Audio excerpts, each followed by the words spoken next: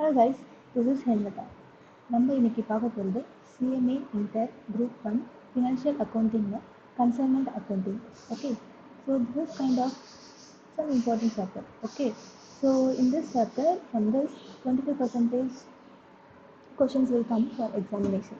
Okay, so let's start. And let's start. Consignment accounting. What is meant by consignment? Okay, consignment means nothing but the seller. Okay, there are two parties involved in consignment accounting. First one, consigner and consignee. Okay, so consigner is consigner வந்து யாருன்னா யார் வந்து குட்ஸை செல் பண்ணுறாங்க, யார் குட்ஸை வந்து produce பண்ணுறாங்க, இல்லை manufacturers. Okay, யார்கிட்ட அந்த ஸ்டாக்ஸ் இருக்குது அவர் வந்து கன்சைனர். அண்ட் கன்சைனின்றவங்க இஸ் ஆக்ட் வித் ஏஜென்ட். ஓகேவா? ஸோ செல்லர் வந்து டைரெக்டாக அவரோட ப்ராடக்ட் வந்து செல் பண்ணாமல் கன்சைனியோட ஹெல்ப் மூலமா அந்த ப்ராடக்ட்டை வந்து செல் பண்ணுவாங்க.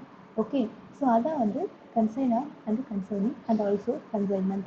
ஓகே, மீன்ஸ் ஒரு செல்லர் வந்து டைரெக்டாக அவரோட ப்ராடக்ட்ஸை வந்து செல் பண்ணாமல் கஸ்டமர்ஸ்க்கு வந்து செல் பண்ணாமல் ஒரு ஏஜென்ட், அதாவது ஏஜென்ட் வந்து கன்சைனி யூஸ் பண்ணி கன்சைனிக்கு அந்த குட்ஸை வந்து சென்ட் பண்ணி அவர் மூலமா அவரோட கஸ்டமர்ஸ்க்கு செல் பண்ணுறது தான் என்னது consignment. Okay, so there are two parties. One is consigner and the consignee. And the consigner is owner of the product and the seller. And the consignee is an agent. Okay, யார் வந்து அந்த குட்ஸை செல் பண்ணுறாங்களோ அவங்க தான் என்னது consignee. Okay, that is called as consignment accounting. Okay, the person who sent the goods to is called the consigner. Okay, and he is the agent to whom the goods are sent for selling. Okay, so the relationship between the consignor and the consignee is principal and agent relationship. Okay, the principal is the consignor and the consignee is agent.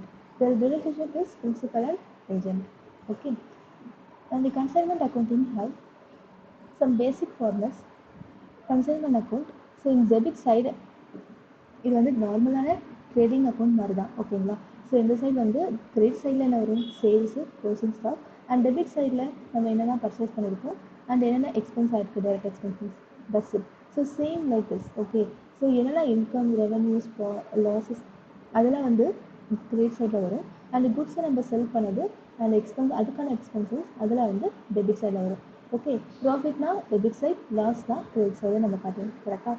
So same consignment accounting we are going to do the same thing. Okay, so first one, buy sales. Okay, so this side sales and this side is sales and plus closing stock. Okay, any abnormal loss that will also come on the credit side. Okay, the next debit side, two goods sold. Debit side is goods sold. Okay, then goods sold means consignor send the goods to the consignee, right? So consignor வந்து எவ்வளோ குட்ஸை வந்து consignee கிட்ட send பண்ணுறாங்களோ அதை வந்து goods சோல்டுன்னு சொல்கிறாங்க. Goods sold means not sales, not exactly sales. So consignor வந்து கன்சைனிக்கு ட்ரான்ஸ்ஃபர் பண்ணுற குட்ஸ் தான் வந்து goods sold. Okay, second one, consignor வந்து means some expenses. Okay, so குட்ஸை வந்து அவர் வந்து ப்ரொடியூஸ் பண்ணும்போது அது he's one of the product, right?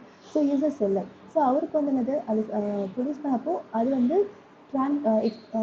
கன்சைனர்கிட்ட வந்து கன்சைனிக்கு ட்ரான்ஸ்ஃபர் பண்ணுறதுக்கு அவருக்கு என்ன எக்ஸ்ட்ரா ட்ரான்சாக்ஷன் சார்ஜஸ் ஆகிருக்கும். ஸோ அதுக்கான டேக்ஸ் வந்து பே பண்ணியிருப்பாரு. ஸோ அந்த எக்ஸ்பென்சஸ்லாம் என்னது consignor expenses. Then consignee expenses also involve in consignment account. Okay, so consignee expenses ஆக்சுவலாக அவர் வந்து எண்ட் ஆஃப் த கஸ்டமருக்கு செல் பண்ணுறது யார், கன்சைனி தான். ஸோ அதுக்கான advertisement, selling and distribution expenses, so administration expenses, so அந்த மாதிரி எக்ஸ்ட்ராவாக இருக்கிற எக்ஸ்பென்சஸ்லாம் கன்சைனி மீட் பண்ணியிருப்பாரு. ஸோ அந்த எக்ஸ்பென்சஸும் இதில் இன்வால்வ் ஆகும். ப்ளஸ் கன்சைனர் வந்து கன்சைனிக்கு சில கமிஷன்ஸ் வந்து பே பண்ணியிருப்பாங்க. ஸோ சேல்ஸ்லேருந்து சில பர்சன்டேஜ் ஆஃப் கமிஷன் வந்து கன்சைனிக்கு பே பண்ணுவார். பிகாஸ் கன்சைனர் என்ன பண்ணுறாரு, in behalf of consignor they sell the product, right? So consignor என்ன பண்ணுறாரு, கன்சைனர் வந்து கன்சைனிக்கு என்ன பண்ணுவார், கமிஷன்ஸை பே பண்ணுவார். Okay, so that also comes under debit side. Okay, then finally whether நம்ம இந்த கன்சைன்மெண்ட் பண்ணுறதுனால நம்மளுக்கு ப்ராஃபிட் கிடச்சிருக்கா இல்லை லாஸ் கிடச்சிருக்கா. So profit means comes under debit, loss means comes under credit. Okay, that is consignment account. We have to figure out whether we get profit or loss. Okay, while doing the consignment. Okay, that's why we are making this account. Okay, consignment account எதுக்காக போகும் அப்படின்னா, so profit இல்லைன்னா loss, இந்த ஆக்டிவிட்டியால் நம்மளுக்கு profit கிடைக்குதா இல்லை வந்து loss வருதா அப்படின்றத கண்டுபிடிக்கிறது தான் வந்து இந்த அக்கௌண்ட்டை ஓப்பன் பண்ணுறோம். Okay, then consignee account. In கன்சைனரில் அவர் என்ன பண்ணுவார்னா, they have to open the consignee account. Why? Because நம்ம எவ்வளோ வந்து கன்சைனிக்கு பே பண்ணுறோம் அப்படின்றது நமக்கு தெரியணும், கரெக்டாக? ஸோ அப்போ consignor have to open the consignee account. So consignee account is so simple. So it's consignee expenses. Why are adding a consignee expenses means consignee வந்து பிகாஸ் இந்த எக்ஸ்பென்சஸ் வந்து எதுக்காக அவர் வந்து மேக் பண்ணுறாரு, கன்சைனியோட எக்ஸ்பென்சஸ் வந்து ஏன் ஆகுது, ஏன் அவர் வந்து அவரோட எக்ஸ்பென்ஸ் பண்ணணும், ஓகேவா? பிகாஸ் இது யாரோட ப்ராடக்ட் வந்து கன்சைனரோட ப்ராடக்ட், ஒரு செல்லரோட ப்ராடக்ட், இன்னொருத்தரோட ப்ராடக்ட், பட் இவர் செல் பண்ணுறாரு. ஸோ அதை செல் பண்ணுறதுக்காக அவர் பண்ணுற எக்ஸ்பென்சஸை என்ன பண்ணியிருப்பாரு, ரெவன்யூஸ்லேருந்து, அதாவது அவர் சேல் பண்ண அந்த ரெவன்யூலேருந்து அவர் என்ன பண்ணியிருப்பாரு, அதில் வந்து மைனஸ் பண்ணியிருப்பாரு, டிடக்ட் பண்ணியிருப்பாரு, கரெக்டாக? ஸோ அது கன்சைனி எக்ஸ்பென்சஸ், ஓகேவா? தட்ஸ் லைக் நம்ம கிரெடிட் சைடில் கன்சைனி எக்ஸ்பென்சஸை இங்கே போடணும். பிகாஸ் சேல்ஸ்லேருந்து அவர் வந்து அந்த ப்ராடக்ட்டை செல் பண்ணுறதுக்கான எக்ஸ்பென்சஸ் வந்து எவ்வளோ ஆச்சோ அது வந்து என்ன பண்ணிப்பாரு, கன்சைனி டிடக்ட் பண்ணிப்பாரு. ஸோ செகண்ட் வந்து கமிஷன். ஸோ அவர் எக்ஸ்பென்சஸ் மட்டும் இது பண்ணிக்காம, அதாவது ரெவன்யூஸ்லேருந்து டிடக்ட் பண்ணிக்காம கமிஷன்ஸ் ஆல்சோ நம்ம என்ன பண்ணுறோம், அந்த ரெவன்யூலேருந்து என்ன பண்ணுறோம், கன்சைனர் வந்து கன்சைனிக்கு பே பண்ணுறாரு, கரெக்டாக? ஸோ அப்போ சேல்ஸ்லேருந்து கமிஷன்ஸை வந்து டிடக்ட் பண்ணுறதுனால கிரெடிட் சைடில் கமிஷன்ஸ் ஆல்சோ பண்ணும். ஓகே, ஸோ பேலன்சிங் ஃபிகர், இந்த பேலன்ஸ் அமௌண்ட் தான் என்ன பண்ணுவாங்க, கன்சைனருக்கு போகும். ஓகே, பேலன்ஸ் இந்த அமௌண்ட் என்னது, நம்ம கன்சைனி வந்து கன்சைனருக்கு பே பண்ண வேண்டியது. ஸோ இந்த ரெவன்யூலேருந்து அந்த ப்ராடக்ட் செல் பண்ணுறதுக்கான எக்ஸ்பென்சஸ் எவ்வளோ ஆச்சோ அதை வந்து டிடக்ட் பண்ணிப்பாரு. செகண்ட் ஒன் வந்து கமிஷன்ஸ் எவ்வளோ வந்து அதை வந்து எடுத்துக்கணும், அதையும் அவர் என்ன பண்ணிப்பாரு, கன்சைனி டிடக்ட் பண்ணிவிட்டு பேலன்ஸ் இருக்க அமௌண்ட் தான் யாருக்கு போகும், கன்சைனருக்கு போகும். ஓகேவா? That's why we are opening consignee account. Okay, then closing stocks. What is a closing stock? Closing stock வந்து டைரெக்டாக இதில் கொடுத்துருக்க மாட்டாங்க, சரியா? ஸோ அதை கண்டுபிடிக்கிறது தான் closing stock. But we will come later, ஓகேவா? இது இந்த கான்செப்டை நம்ம லேட்டராக பார்க்கலாம். So first let's go. There is a different type of commissions, okay? So first, the types of commissions. Ordinary commission. There are three types of commissions. First one, ordinary commission, overriding commission, bill credit commission. What is ordinary commission? This is the fee payable by the consignor to the consignee for sale of goods when the consignee does not guarantee the collection of money from ultimate customers. Okay, so when this is the ordinary commission, okay, consignor வந்து consignee வந்து goods வந்து செல் பண்ணிட்டார் அப்படின்னா, so அதுக்கான செல் பண்ணிட்டார் அப்படின்னா consider வந்து என்ன பண்ணுவோம், எவ்வளோ பர்சன்டேஜ் ஆஃப் கமிஷன்ஸ் வந்து அவர் வந்து அக்செப்ட் பண்ணிட்டாரு, அதுக்கு அவ்வளோ கமிஷன்ஸ் வந்து என்ன பண்ணணும், கன்சியூமருக்கு பே பண்ணணும். That is ordinary commission. Okay, so இந்த கேஸ் கன்சைனி வந்து அவர் வந்து எந்த கேரண்டியும் பண்ண மாட்டார். அதாவது அவங்களோட கஸ்டமர்ஸ் வந்து ஈவன் வந்து கன்சைனி கிரெடிட் சேல் பண்ணியிருந்தாலும், ஸோ அந்த மணிக்கு, அதாவது பேலன்ஸ் அந்த மணிக்கு அவர் வந்து கேரண்டி கிடையாது. ஓகே, ஸோ அவர் வந்து எந்த ரெஸ்பான்சிபிலிட்டியும் கிடையாது. ஈவன் அந்த அல்டிமேட் கஸ்டமர் வந்து திருப்பி அந்த மணியை வந்து பே பண்ணலாலும், ஸோ அதுக்கு யார் கன்சர்னி வந்து ரெஸ்பான்சிபிலிட்டி கிடையாது. ஓகேவா? எந்த அப்ளிகேஷனும் அவர் கிடையாது. ஜஸ்ட் அவர் வந்து என்ன பண்ணணும், புக்ஸை வந்து சேல் பண்ணால் போதும். ஸோ அந்த மாதிரி சுச்சுவேஷனில் தான் என்ன சொல்லுவாங்க, ஆர்டினரி கமிஷன். ஓகேவா? தென் overriding commission. What is the overriding commission means? It is an extra commission a little over and above the normal commission is generally offered for the following reason. It's an extra commission. Okay, normal கமிஷன்ஸை விட நம்ம எக்ஸ்ட்ராவாக பே பண்ணுறது. But எந்த மாதிரி reason அப்போ அவங்க வந்து எக்ஸ்ட்ராவாக பே பண்ணுறாங்க? Okay, when the agent is required to put in hard work in introducing a new product in the market. Okay, எப்போ வந்து agent is required to put hard work, okay, introducing a new product in the market, so like advertisement. Okay, so advertisement பண்ணுறாங்க, so advertisement பண்ணி அவங்களோட new ப்ராடக்டை மார்க்கெட்டுக்குள்ளே கொண்டு வராங்க, கரெக்டாக? So அந்த ஒரு ரீசனுக்காக. Then when he's entrusted with the work of supervising the performance of other agents in a particular area. Okay, consignor வந்து ஜஸ்ட் ஒரே ஒரு கன்சர்னி டிபெண்ட் பண்ணியிருக்க மாட்டாங்க, கரெக்டாக? So there are different kinds of consignor deals with. Okay, so அவர் வந்து நிறைய டிஃப்ரெண்ட்ஸான கன்சர்னியோட deal வச்சிருப்பாரு. ஸோ அவங்க எல்லாரையுமே வந்து அவர் வந்து சூப்பர்வைஸ் பண்ணி ஒரு பர்டிகுலர் பர்சன்ஸ், அதாவது ஒரு பர்டிகுலர் மேனேஜர்ஸ் வந்து எல்லா ஏஜென்சியுமே வந்து சூப்பர்வைஸ் பண்ணாருன்னா, ஸோ அந்த மாதிரி பர்டிகுலர் ரீசன்ஸ்க்காக அவர் என்ன பண்ணுவார், எக்ஸ்ட்ராவாக கமிஷன்ஸ் வந்து கன்சர்னிக்கு பே பண்ணுவார். Okay, then for effective sales at price higher then the fixed price by the consignor. So அந்த கன்சைனர் ஒரு ப்ராடக்ட்டுக்கு வந்து அவர் 100 ருபீஸ் சொல்கிறார் அப்படின்னா, ஸோ அதை விட அதிகமாக வந்து கன்சைனி சேல் பண்ணார் அப்படின்னா, ஓகேவா, கன்சைனார் ஃபிக்ஸ் பண்ண ரேட்டை விட ப்ரைஸை விட கன்சைனி சேல் பண்ணார் அப்படின்னா, ஸோ அந்த மாதிரி ரீசனுக்கு என்ன பண்ணுவாங்க, எக்ஸ்ட்ரா கமிஷன், அதாவது ஓவர் ரைடிங் கமிஷன்ஸை வந்து பே பண்ணுவாங்க. நார்மல் கமிஷன்ஸை விட எக்ஸ்ட்ராவாக என்ன பண்ணுவாங்க, அவங்க எக்ஸ்ட்ராவாக எவ்வளோ ஹையராக சேல் பண்ணியிருக்காரு, ஸோ அதுக்கேற்ற மாதிரி அவர் என்ன பண்ணுவார், எக்ஸ்ட்ராவாக கமிஷன்ஸ் வந்து பே பண்ணுவார். ஓகேங்களா. தென் வந்து dealt without commission. Sometimes the consignor allows an extra commission to the consignee in order to cover the risk of collection from customers on account of credit sales. Okay, this is also extra commission, but this definition will be different. Yeah, what is that means? So in order to cover the risk of collection from the customers, okay, so risk of collections are from the customers. Okay, credit sales பண்ணும்போது so customer கிட்ட இருந்து collect பண்ணுற அந்த ரிஸ்கோட ரெஸ்பான்சிபிலிட்டியை consignee take over பண்ணிட்டார் அப்படின்னா, so அந்த சுச்சுவேஷனில் கன்சைனர் allows an extra commission. Okay, so which is known as a dealt without commission. Okay, so dealt without commission. Naturally, if the debt is found to be irrecoverable, the same has to be bounced by the consignee. Okay, wow. So ஒருவேளை அந்த debt வந்து irrecoverable இருந்துச்சு அப்படின்னா, the same bounce, அதாவது அந்த லாஸை யார் cover பண்ணா, consignee தான். ஓகேவா. So there will be no effect in the book of consignor. So consignor புக்கில் எந்த எஃபெக்டும் இது வந்து காட்டாது. Okay, in short, credit sales will be treated as the cash sales to the consignor.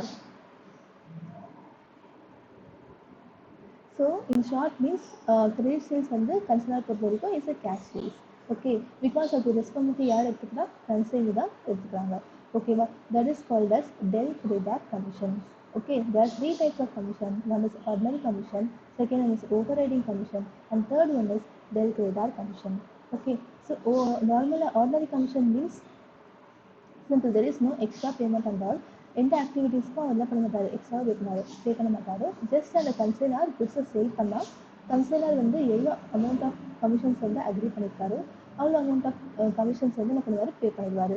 Okay, over riding commission means extra commission for some ரீசன்ஸ்க்காக. For example advertisement பண்ணுறாரு, அவர் ஒரு new ப்ராடக்ட்டை மார்க்கெட்டுக்கு இன்ட்ரடியூஸ் பண்ணுறாரு, அவர் ஃபிக்ஸ் பண்ண ரேட்டை விட அவர் அதிகமாக கன்சைனி வந்து அதிகமான ப்ரைஸில் சேல் பண்ணால், அப்போ வந்து எவ்வளோ ப்ராடக்ட் அதிகமாக சேல் பண்ணியிருக்காரோ, எவ்வளோ அமௌண்ட் அதிகமாக சேல் பண்ணியிருக்காரோ அதுக்கேற்ற மாதிரி நான் எக்ஸ்ட்ரா கமிஷன்ஸ் அவர் வந்து ப்ரொவைட் பண்ணுவார்.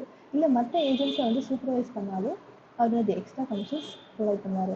Then dealt without commissions means this also extra commission only, but when consignee வந்து risk of collection from the customers. ஓகேவா, ஸோ கஸ்டமர் கிட்ட இருந்து கிரெடிட் சேல்ஸ் பண்ணாங்கன்னா, ஸோ கஸ்டமர்ஸ் வந்து மணி கலெக்ட் பண்ணுற ரிஸ்க்கை வந்து யார் எடுத்துப்பா, கன்சர்னி எடுத்துக்கணும். ஸோ அந்த மாதிரி கன்சர்னி ரெஸ்பான்சிபிலிட்டி டேக் ஓவர் பண்ணும்போது எக்ஸ்ட்ரா கமிஷன்ஸ் வந்து கன்சர்னர் பே பண்ணுவார். ஓகேங்களா. So there are three types of commission. Okay,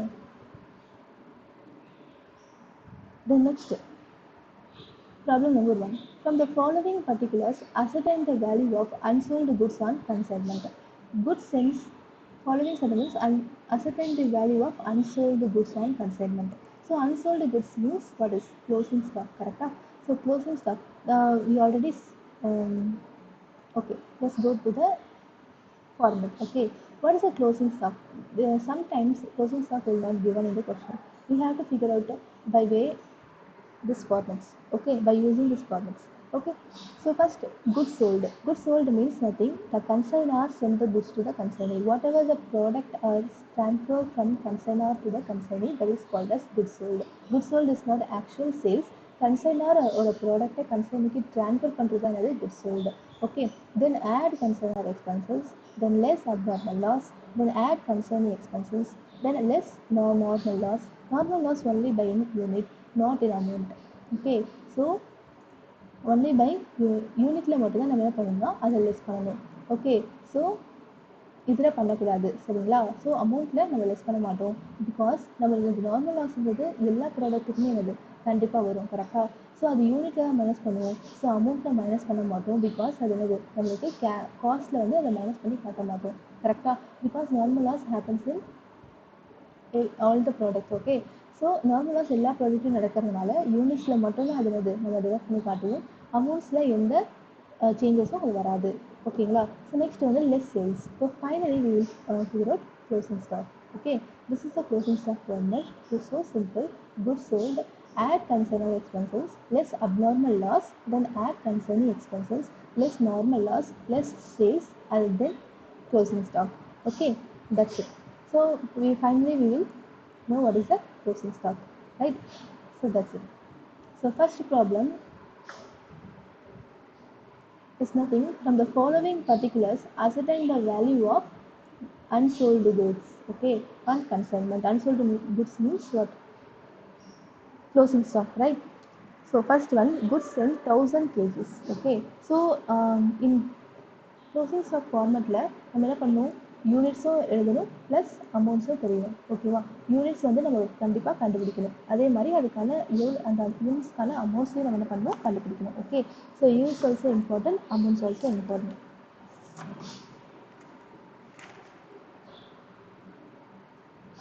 okay, in first goods sent, okay, consider expenses கொடுத்துட்டான், then concerning non-recurring expenses, then sold sales கொடுத்துட்டான். Means 1000 வேல்யூவான ஸ்டாக்கை வந்து அவங்க send பண்ணியிருக்காரு. கன்சர்னாக வந்து கன்சர்னுக்கு செல் பண்ணியிருக்காரு. பட் அவர் சோல்ட் பண்ணது எவ்வளோ? 800 கேஜி ஆஃப் 800 கேஜி தான் என்ன பண்ணியிருக்காரு, அவர் சேல் பண்ணியிருக்காரு. கரெக்டாக? ஸோ எவ்வளோ சேல் பண்ணியிருக்காரு? 40,000க்கு சேல் பண்ணியிருக்காரு 800 KG. And loss due to the natural wastage வந்து 100 கேஜி வந்து வேஸ்டேஜ் வந்துருக்கு. கரெக்டாக? ஸோ இது வந்து அது நம்மளுக்கு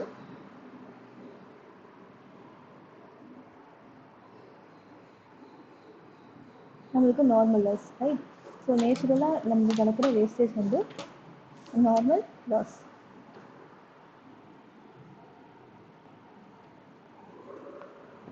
Okay, so let's move on to sum. Okay, so in first problem 1. Okay, so unsold goods, closing stock. Okay, what is the formula? Particulars, amount. Okay, first goods sent.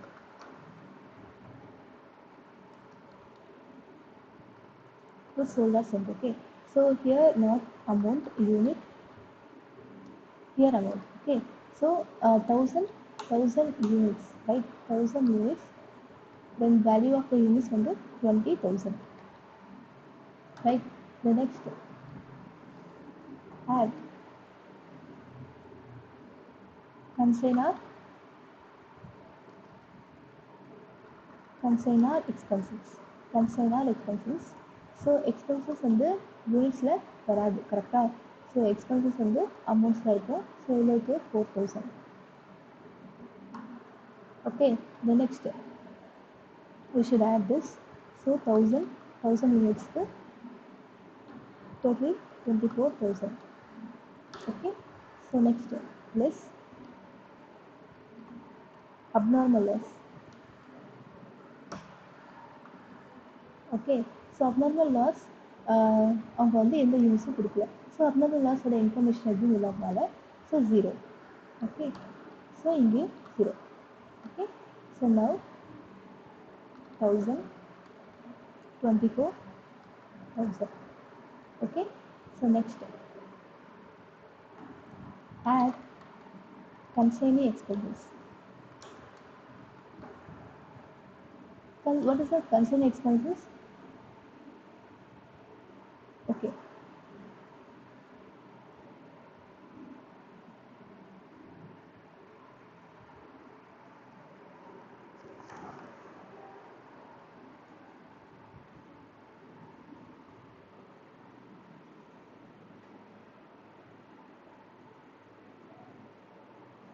actually consignee expenses very important point. Consignee expenses non-recurring expenses மட்டும் வரும். non-recurring expenses means non-selling expenses. ஓகேவா? செல்லிங்காக அவர் பண்ணாத expenses.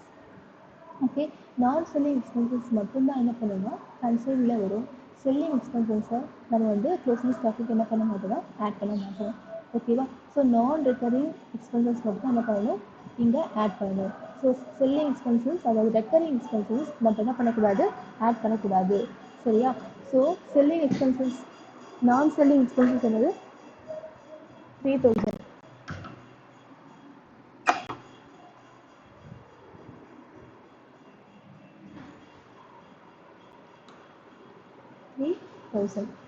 Okay.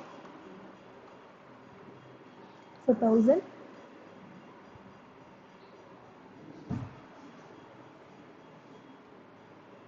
27,000. Right? So next,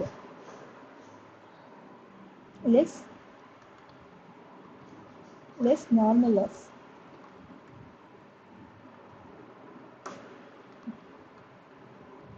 Normal loss 100, right? So normal loss நம்ம என்ன பண்ணுவோம், யூனிட்ஸில் மட்டும்தான் என்ன பண்ணுவோம், நம்ம மைனஸ் பண்ணி காட்டணும். ஸோ அமௌண்ட்ஸில் எந்த டிஃப்ரென்ஸும் வராது, ரைட்? ஸோ அப்போ 900, so 27,000. Then finally less sales.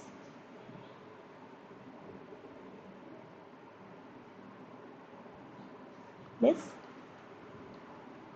Sales. Sales வந்து 800. ஸோ 800 சேல்ஸ் பண்ணியிருக்காங்க. ஸோ யூனிட்ஸ் எவ்வளோ? So closing stock. So closing stock okay 100, right?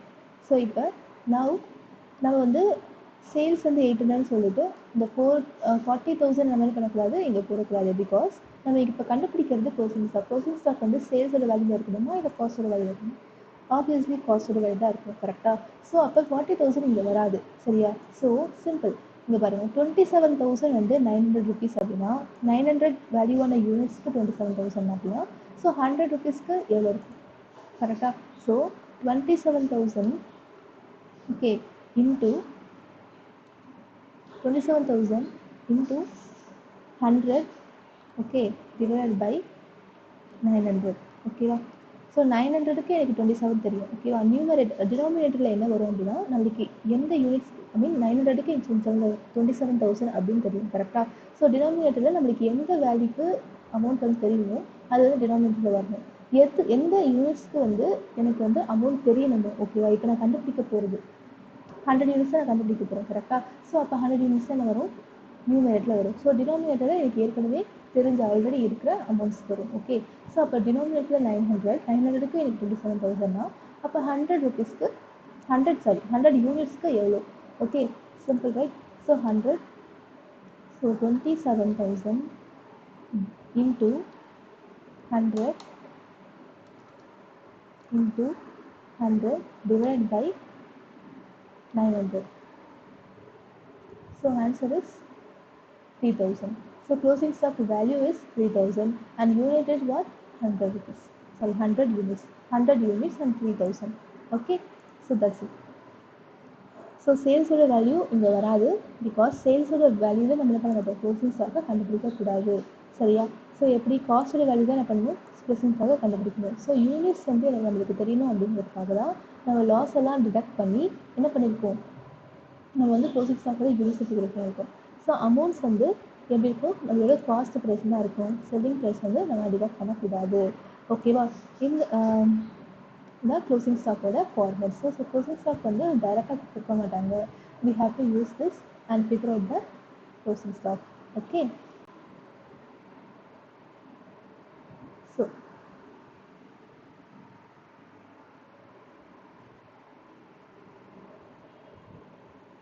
So second sum.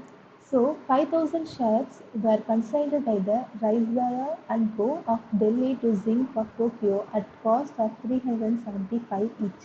Okay. 5,000 ஷர்ட்ஸை வந்து என்ன பண்ணியிருக்காங்க, கன்சைன் பண்ணியிருக்காங்க to zinc of Tokyo. Raizada and co வந்து zinc of டோக்கியோவுக்கு consigned பண்ணியிருக்காங்க. எவ்வளோக்கு? 375, ஓகேவா, each shirts. Okay. So Raizada and co paid freight வந்து 50,000 and insurance is 7,500. During the transmits, 500 shares were totally damaged by the fire. Okay, so 500 shares என்னாச்சு, டோட்டலாக வந்து damage ஆச்சு. So Zing took delivery of the remaining shares and paid 72,000. Okay 500 வந்து ஃபயரால் damage ஆயிடுச்சு. So இது வந்து அப்நார்மல் லாஸ். ஓகே ஸோ ஜிங்க் took a delivery of the remaining shirt and paid 72,000. Okay remaining ஆன ஷர்ட்ஸை வந்து ஜிங்க் வந்து டூக் ஓவர் பண்ணியிருக்காரு. அந்த பெய்ட் 72,000 வந்து பே பண்ணியிருக்காரு இதுக்கு கஸ்டம் டியூட்டிஸ்க்கு. Then Jink had sent a bank draft to Raizada and co for 250,000 as advance payment. So Raizada actually அட்வான்ஸாக ஏதோ பே பண்ணியிருக்காங்க ஜிங்க்கு 250,000. Okay then Jink 4,000 shares are sold by him 500 each. ஓகேவா 500 ஒரு ஷர்ட் 4,000 5,000 ஷர்ட் செல் பண்ணியிருக்காரு. 4,000 தான் என்ன பண்ணியிருக்காரு சேல் பண்ணியிருக்காரு.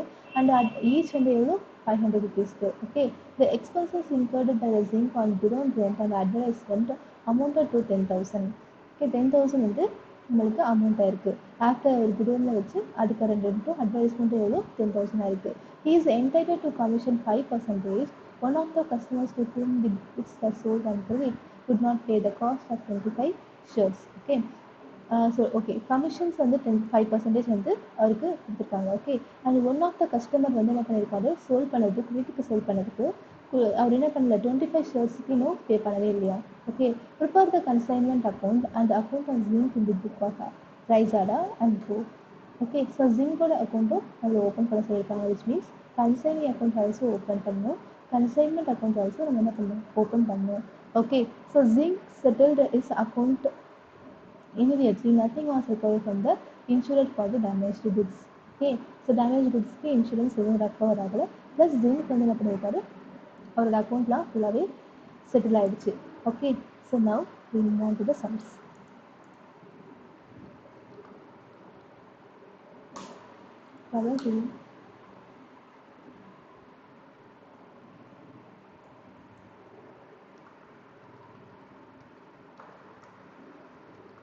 Consignment account. Okay.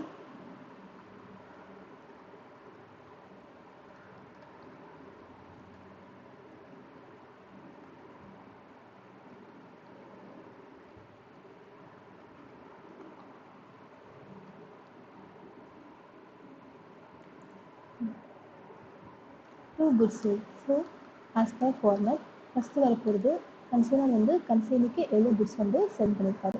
ஸோ எவ்வளோ 5,000 ஈச் வந்து 375 right. So equal to 5,000 into 375. Okay so 18,75,000. The next to consignor expenses, right? So consignor expenses எவ்வளோ 5,000 price charge and plus insurance 7,500. So 57,500. Okay. So next, during the transmission 500 shares were, this is abnormal loss. நம்மளுக்கு units தான் தெரியும், அதாவது shirts எத்தனை shirts தான் தெரியும், but அதோட value தெரியுமா தெரியாது. நம்ம அப்நார்மல் லாஸ் நம்ம கண்டுபிடிக்கணும். ஓகே அதோட values. Okay leave now leave. Okay zinc to the delivery of the remaining shirt and pay 72,000 as a custom duty. Custom duty 72,000 அவர் வந்து பே பண்ணியிருக்காரு. கரெக்டா. So here to consignee expenses.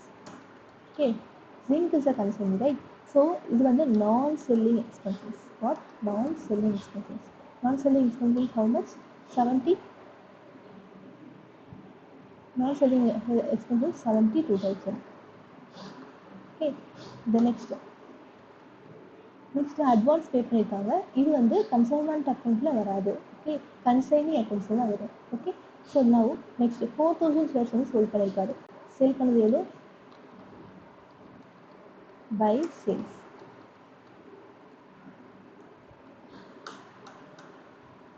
into 500. Okay 2 lakhs. Now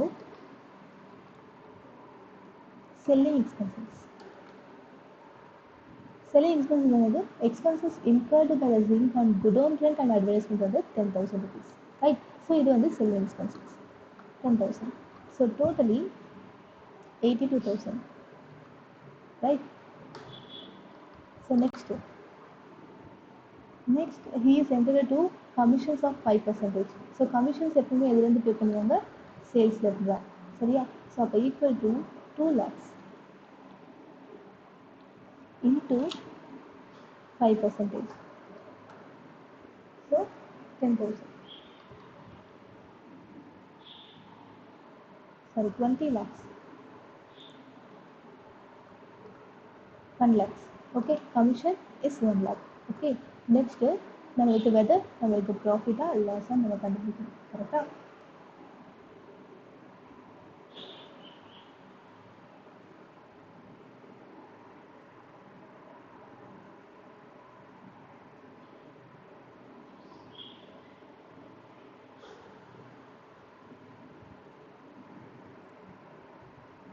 தென் அதுக்கு முன்னாடி by closing stock, by abnormal loss, right? So abnormal லாஸும் நம்மளுக்கு என்னன்னு தெரியாது, and closing ஸ்டாக்கும் நம்மளுக்கு என்னன்னு தெரியாது.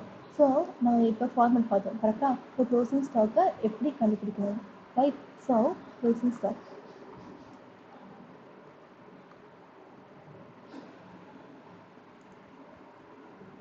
the same format இருக்கும்.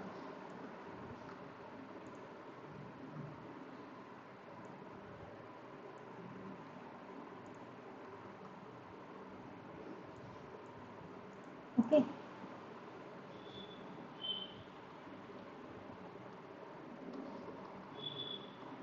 குட்ஸ் வந்து எவ்வளோ 5000 shares, right? So 5000 and value of goods in 18,75,000. Then consignor expenses is units are 0, 57,500. Okay, so here 5,000, here we should add, so 19,32,500. so abnormal loss எவ்வளோ ஆயிருக்கு? 500. கரெக்டா? So same cross multiplication. Okay, இல்லை cross மல்டிப்ளிகேஷனும் பண்ணலாம், இல்லைன்னா unit simple, right? So equal to 19,32,500 வந்து 5,000 units.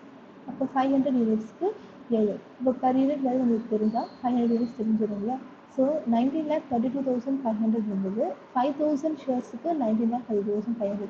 அப்போ ஒரு யூனிட்ஸ்க்கு எவ்வளோ இருக்கும்? ஓகே, 386.5. ஸோ 386.5 into 500 மீன்ஸ் ஒரு யூனிட்ஸ்க்கு எனக்கு 386.5. அப்போ 500 யூனிட்ஸ்க்கு ஓகே, ஸோ 1,93,250.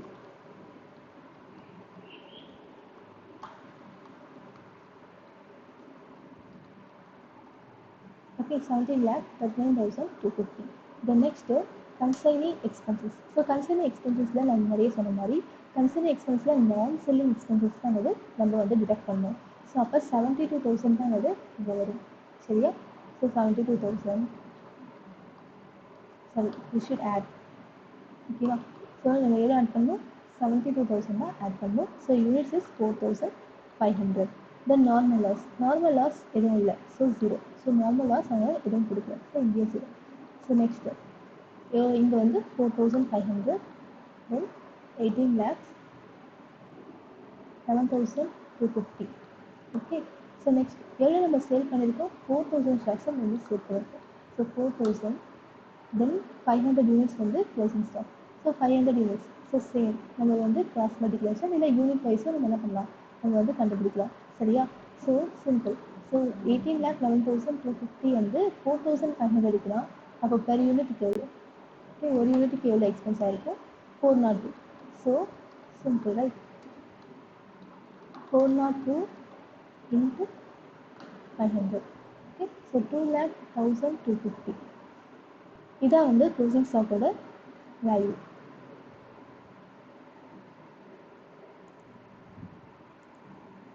ப்ளஸ் அப்நார்மல் லாஸோட value.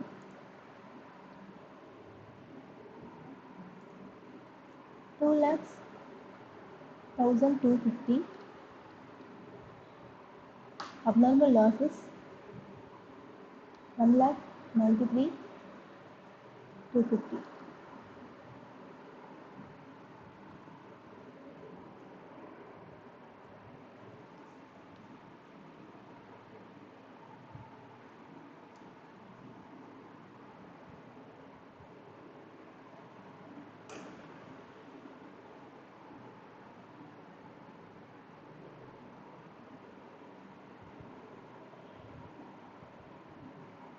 Okay, so then next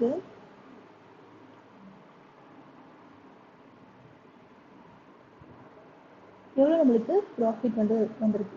சரியா?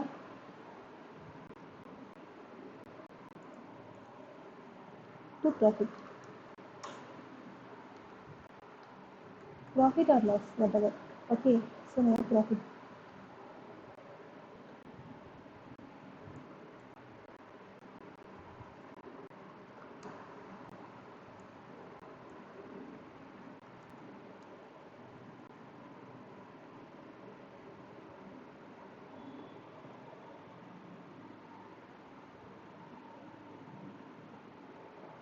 Okay. Okay. Answer actually நம்மளுக்கு வந்து 25,000 ஷர்ட்ஸ், அதாவது சாரி 25 ஷர்ட்ஸ் வந்து என்னது நம்மளுக்கு டெபிட் மீன்ஸ் கிரெடிட், கஸ்டமர்ஸ் வந்து இன்னும் பே பண்ணல. கரெக்டாக? ஸோ இது வந்து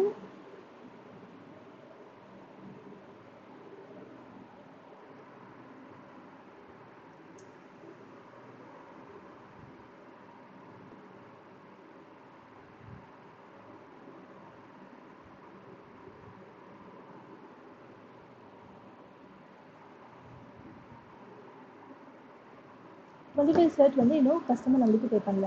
ஸோ தட் இஸ் நம்மளுக்கு பேட் டெப்ட்ஸ். கரெக்டாக? ஸோ பேட் டெப்ட்ஸை நம்ம ஆட் பண்ணணும். ஓகே, ஸோ ஏன் நம்ம பேட் டெப்ட்ஸ் போடணும் அப்படின்னா, பிகாஸ் கன்சைனி இதில் என்ன பண்ணல,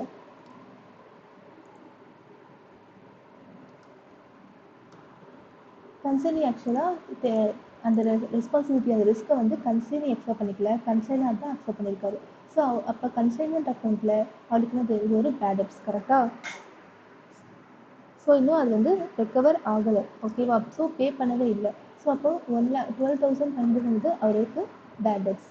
ஓகே, ஸோ அப்போ ப்ராஃபிட் வந்து 2,67,500. ஓகேங்களா? So that's it. நான் இது வந்து கன்சைன்மெண்ட் அக்கௌண்ட்டில் நம்மளுக்கு ப்ராஃபிட் கிடச்சிச்சு. So next consigning account, right? So consigning account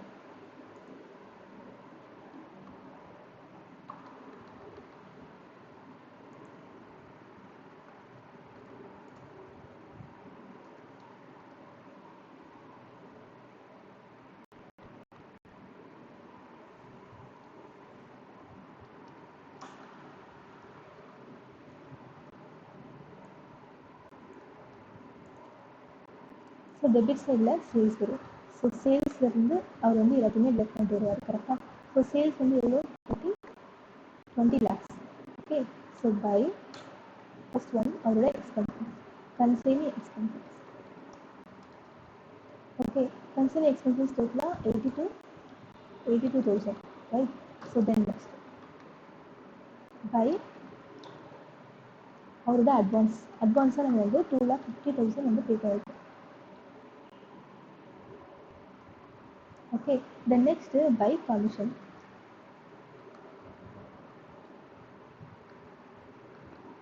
commission வந்து 1 lakhs.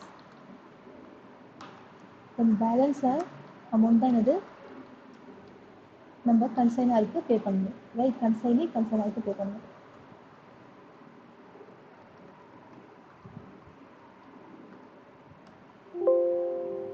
ஸோ 15,68,000 பேலன்ஸ் வந்து கன்சைனருக்கு கன்சைனி பே பண்ணணும்.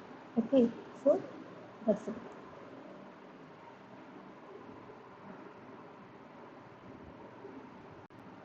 That's it for second sum. Okay, the next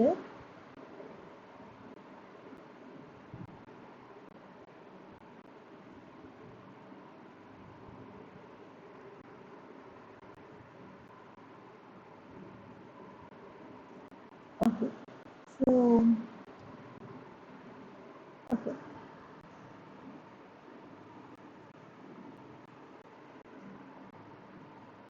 உங்களுக்கு ஃபர்தராக கன்சைன்மெண்ட் அக்கௌண்ட்ஸை பற்றி ஃபுல்லாக தெரிஞ்சுக்கணும், நிறைய சம்ஸ் வந்து ப்ராக்டிஸ் பண்ணதில்ல. ஆக்சுவலாக நான் வந்து டியூஷன்ஸ் கிளாஸ் எடுக்கிறேன் ஃபார் இன்டர் குரூப் 1க்கு மட்டும். ஓகே, ஸோ உங்களுக்கு இன்ட்ரெஸ்ட் இருந்துச்சு, என்னோட கிளாஸ் உங்களுக்கு பிடிச்சிருந்து அப்படின்னா you can join. Okay, so அதோட ஃபீஸ் அண்ட் டைமிங் அண்ட் எதில் நீங்கள் எனக்கு காண்டாக்ட் பண்ணணும் அப்படின்ற மெயில் ஐடி எல்லாத்தையும் வந்து நான் டிஸ்கிரிப்ஷனில் உங்களுக்கு நான் ப்ரொவைட் பண்ணுறேன். சரியா? ஸோ உங்களுக்கு என்னோடய கிளாஸ் பிடிச்சிருந்துச்சு அப்படின்னா சப்ஸ்கிரைப் பண்ணுங்கள், ப்ளஸ் என்னோடய டியூஷன் கிளாஸில் நீங்கள் ஜாயின் பண்ணுங்கள் உங்களுக்கு இன்ட்ரெஸ்ட் இருந்துச்சுன்னா. Okay, So further any doubt in this concept, you can contact me through my mail ID. Okay. So உங்களுக்கு என்னோட கிளாஸ் ஜாயின் பண்ணாலும் you can join. Okay. So for only inter, CMA inters and group 1. Okay. So only for 3 subjects, financials, costing and tax. Okay, not for law. Only for 3 subjects I am taking tutorial for CMA students. If anybody has an interest, you can contact me. Okay. Thank you.